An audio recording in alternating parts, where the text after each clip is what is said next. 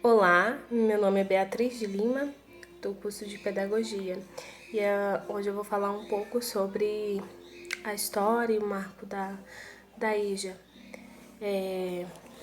Contando brevemente sobre a história, durante 4 séculos observava-se o domínio da cultura branca cristã e alfabetizada sobre a cultura dos índios, negros e mulheres analfabetos, e era uma educação bem seletiva e discriminatória, né? Porque essas pessoas eram meio que discriminadas pelas outras que eram alfabetizadas, pessoas que eram brancas e tudo mais. E dados do Censo Nacional de 1890, foi verificada a existência de 85,21% da população de iletrados na população total brasileira. E no final do século XIX, no início do século XX, foram aprovados projetos de lei que enfatizavam a obrigatoriedade da educação de adultos.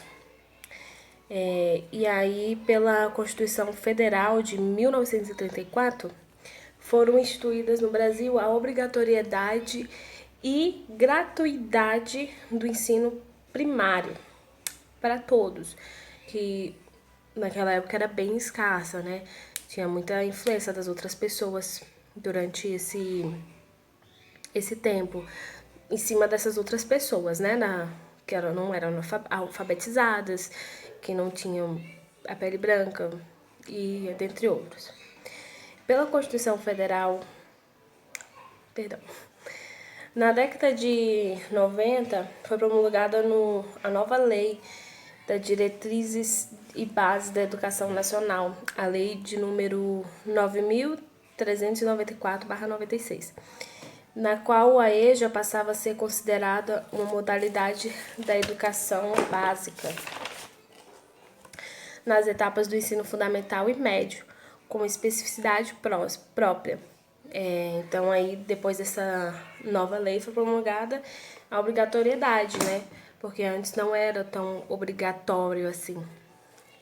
E falando um pouco sobre as funções da EJA, de acordo com a Lei número 5.692, de 11 de agosto de 1971, no capítulo 4, artigo 24, diz assim: o ensino supletivo terá por finalidade suprir a escolarização regular para os adolescentes e adultos que não tenham seguido ou concluído na idade própria.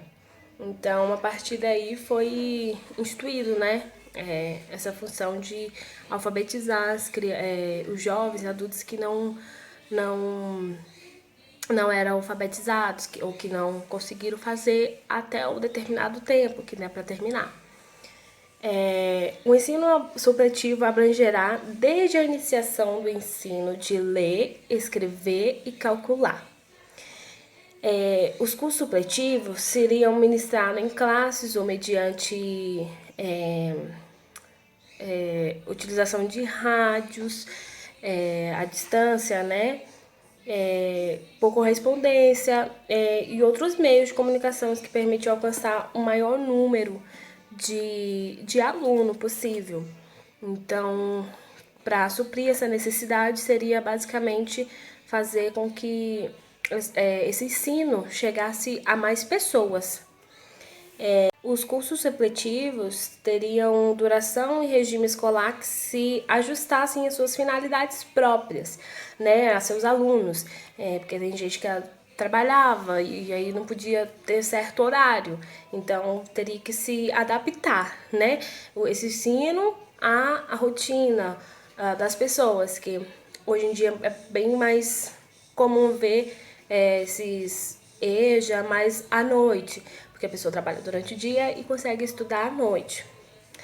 E com isso eu termino aqui minha explicação sobre o marco legal da EJA e muito obrigada.